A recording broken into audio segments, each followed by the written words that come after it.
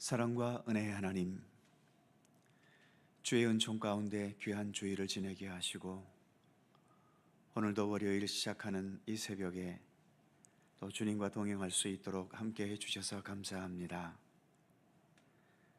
내 안에 거하라, 나도 너희 안에 거하리라.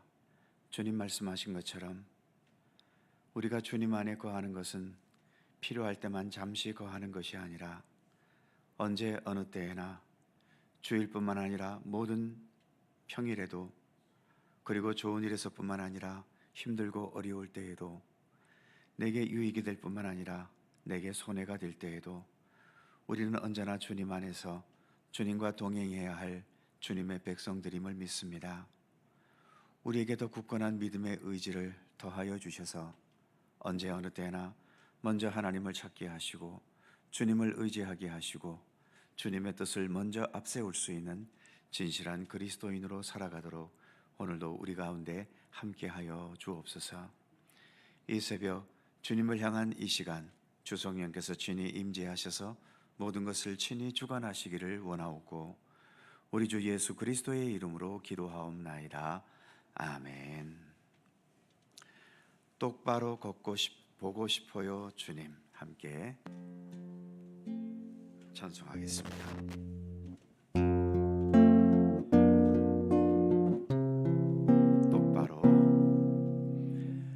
똑바로 보고 싶어요 주님, 온전한 눈빛으로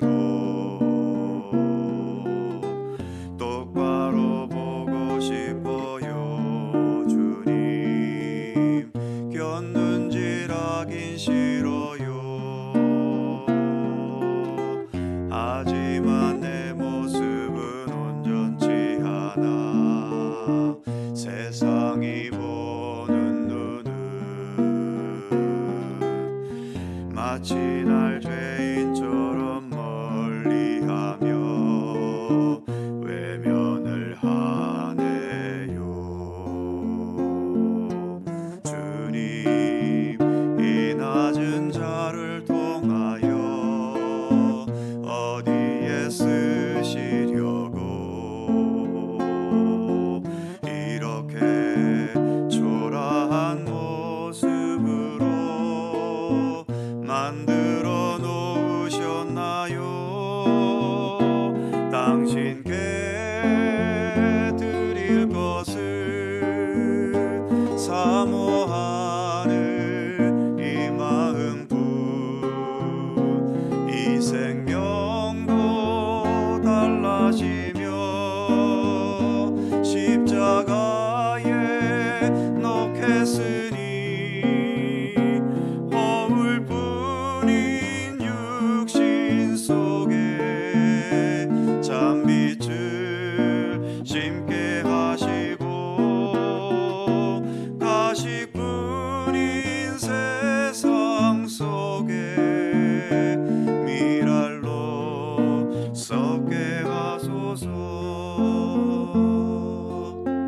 똑바로 걷고 싶어요 주님, 온전한 몸짓으로 똑바로 걷고 싶어요 주님, 기우뚱하긴 싫어요.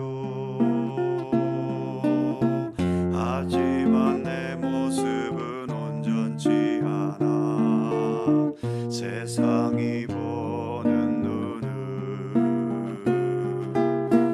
마치 날 죄인처럼 멀리하며 외면을 하네요. 주님, 이 낮은 자를 통하여 어디에 쓰시려고 이렇게 초라한 모습으로 만들어 놓으셨나요? 당신께 드릴 것을 사모하는 이 마음뿐, 이 생명도 십자가에 높게 쓰니 허울 뿐인 육신 속에 참빛을 심게 하시고 가식뿐인 세상 속에 미랄로 썩게 하소서. 미랄로 썩게 하소서.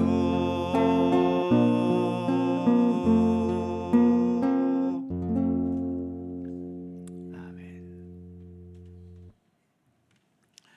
미가 5장 1절입니다.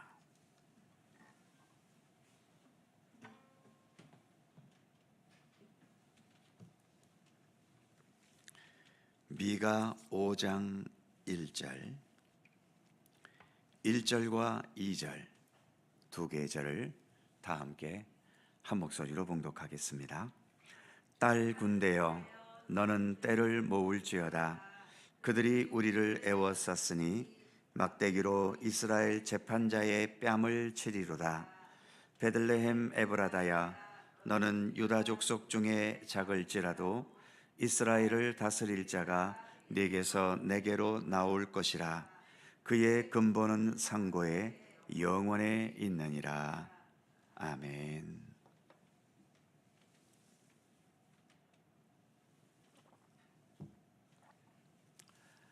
1절 첫 부분에 딸 군대여 라는 말이 있습니다. 구약 성경에서는 예루살렘과 또 그 안에 사는 백성들을 문학적으로 딸이라고 말하는 부분들이 많지요. 예루살렘 딸들아, 시온의 딸들아, 이런 말들이 구약 성경 몇 군데에 있습니다. 딸이라는 표현, 딸이라고 표현하는 이유는 딸은 여성이기 때문에 대체로 남성보다는 힘에 있어서 약하고 그래서 더 많은 보호가 필요합니다. 반면 딸은 부모에게 아들보다는 더 귀여움의 대상, 그리고 더 많은 애정의 대상이 되기도 하지요. 예루살렘과 그 백성들을 딸로 부르는 것은 하나님께서 그들을 특히 더 사랑하신다는 의미도 있고, 또 예루살렘은 약하기 때문에 누구보다 더 겸손히 하나님을 의지하고 따라야 한다는 의미도 담겨 있는 겁니다. 그런데 오늘 본문에서는 딸 군대여, 서로 어울리지 않는 말이지요. 딸 군대여라고 말하는 이유는 그 다음 부분을 보면 너는 때를 모을지어다. 그들이 우리를 애워쌌으니 막대기로 이스라엘 재판자의 뺨을 치리로다. 너는 때를 모은다. 즉 군대를 결성해야 된다는 거지요. 그들이 우리를 애워쌌다라고 말하는데 이것은 이방 군대가 예루살렘을 침공해서 포위하고 있음을 말하고 있는 거지요. 그 와중에 막대기로 이스라엘 재판자의 뺨을 친다고 하는데 여기서 이스라엘 재판자는 왕을 의미합니다. 그러니까 이스라엘 왕이 예루살렘을 포위한 이방 민족의 군대에게 막대기로 뺨을 맞는 수모를 당하고 있는 거죠. 그래서 예루살렘이 빨리 군대를 모아야 한다는 겁니다. 중요한 것은 지금 예루살렘에 있는 왕은 이방 군대에게 농락을 당하고 있지요. 다시 말하면 이 왕은 실패한 왕이라는 겁니다. 아무리 겉으로는 다윗의 혈통을 따라 왕이 되었고 하나님의 도시인 예루살렘에 있지만 범죄와 우상숭배와 타락으로 인해 하나님의 심판을 받을 수밖에 없고, 그래서 이방 군대에게 막대기로 뺨을 맞듯이 수치와 굴욕을 당하는 현실이 되어버린 실패자임을 의미하고 있는 겁니다. 사랑하는 성도 여러분, 우리가 다 세상을 왕처럼 화려하고 멋지고 내 마음대로 살고 싶어 하는데, 그렇게 왕으로 살면 그 왕에게 다가오는 인생의 마지막인 죽음도 행복할까요? 우리가 어떻게 살든 우리의 인생의 마지막은 죽음이라는 권세에게 농락당하는 것으로 끝납니다. 길에서 죽어가는 거지의 죽음은 고통스럽고, 부자들이 푹신한 침대에서 죽어가는 것은 즐겁겠습니까? 똑같이 고통스럽고 두렵습니다. 그나마 그 죽음을 담대히 받아들일 수 있고 하늘나라 소망 가운데 죽을 수 있는 유일한 길이 있다면 어디에 있을까요? 그것은 오직 예수 그리스도 십자가 보혈을 의지하고 예수님의 부활의 역사를 믿고 받아들이는 것밖에 없지요. 우리가 오늘 이렇게 예수님을 믿고 의지하는 것은 내가 예수님을 따라 이 세상을 바르고 참되게 살아가기 위함이기도 하지만, 궁극적으로는 내게 마지막 다가올 그 죽음의 순간도 두려움과 공포가 아니라 하나님 나라에 대한 소망을 가지고 죽음을 대하려는 것 아닙니까? 지금 본문에서 이스라엘 왕이 뺨을 맞는 수모를 당하고 있으니까 딸 예루살렘에게 떼를 모으라, 즉 군대를 모으라고 말하지만, 과연 이 딸 군대, 힘도 없는 이 군대의 힘으로 지금 예루살렘을 포위하고 있는 이방 강대국들의 군대를 이겨내겠습니까? 우리 인간에게 마지막으로 다가오는 죽음의 공포스러운 순간, 우리가 무엇으로 이 권세를 이겨내겠습니까? 돈으로 죽음의 권세를 이기나요? 의학의 힘으로 죽음의 권세를 극복하나요? 첨단 과학 시대를 살아가는데 AI 같은 그런 최첨단 과학들이 우리를 죽음에 농락당하는 것에서 건져줄 수 있나요? 우리에게는 죽음이라는 권세를 이겨내기 위해 오직 부활의 예수 그리스도만 필요하듯이, 그래서 오늘 본문에서도 1절에서는 딸 군대여 떼를 모을지어다 이렇게 말하지만 이것으로서는 안 된다는 것이 분명한 겁니다. 그래서 그 다음 절 2절에서는 이렇게 말씀하고 있죠. 베들레헴 에브라다야, 너는 유다 족속 중에 작을지라도 이스라엘을 다스릴 자가 네게서 내게로 나올 것이라. 그의 근본은 상고에 영원에 있느니라. 언제 많이 듣는 구절입니까? 성탄절 때에 많이 들어보던 구절이지요. 여기에 베들레헴이라는 지명이 나오고 에브라다라는 말이 덧붙여 있지요. 에브라다는 베들레헴의 옛 이름이라고 합니다. 이스라엘의 첫 번째 왕이었던 사울이란 왕이 있었습니다. 불행히도 첫 번째 왕이었지만 이 왕은 실패한 왕이었지요. 사울의 실패로 도탄에 빠져버린 이스라엘을 구할 수 있는 사람이 사울의 자녀나 가문 중에는 없었습니다. 그래서 하나님께서 이스라엘을 구할 인물을 미리 준비해 두셨지요. 그 인물이 바로 다윗 아니었습니까? 다윗의 출생지와 어린 시절에 살았던 곳이 베들레헴입니다. 그런데 이 베들레헴은 본문에서 말하듯이 유다 족속 중에 아주 작은 고을에 불과했지요. 베들레헴이라는 이름 자체가 떡집이라는 뜻입니다. 아주 평범하고 눈에 띄지도 않는 곳임을 의미하고 있는 거죠.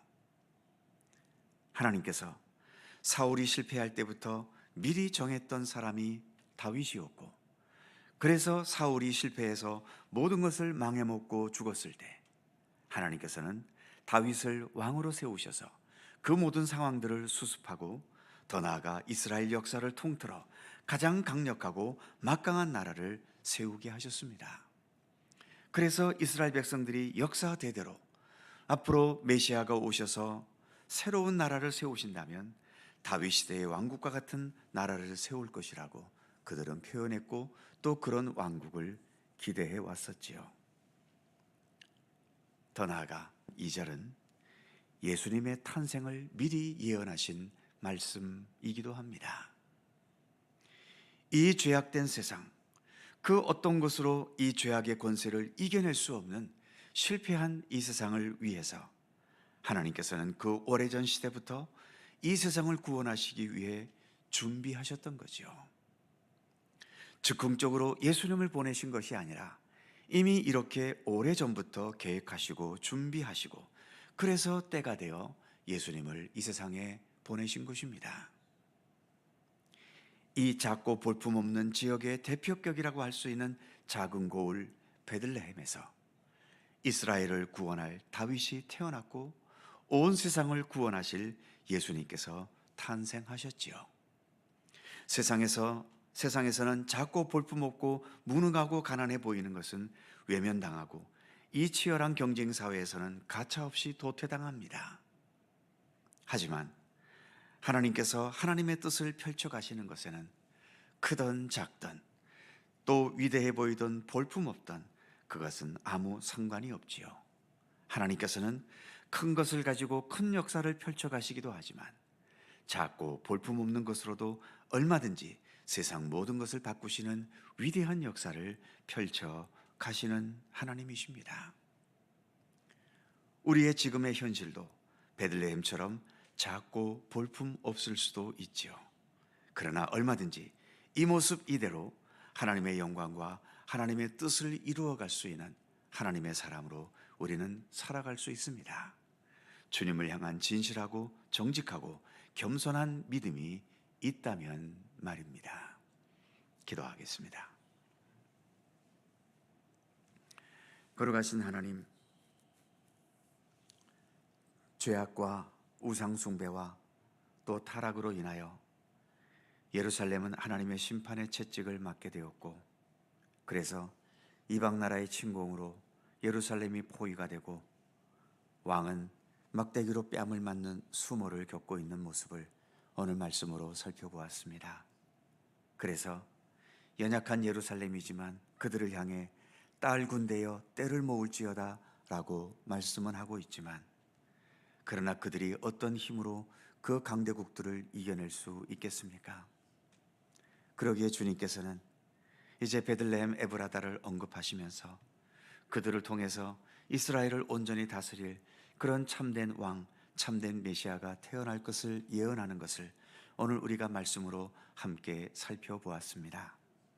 하나님, 세상에서는 우리 인간의 욕망을 따라 소유할 수 있는 것들이 많이 있지만, 그러나 주님, 그렇게 소유한 것으로 내가 나를 건져낼 수 없고 내가 나를 구원해낼 수 없음을 깨닫게 하여 주옵소서.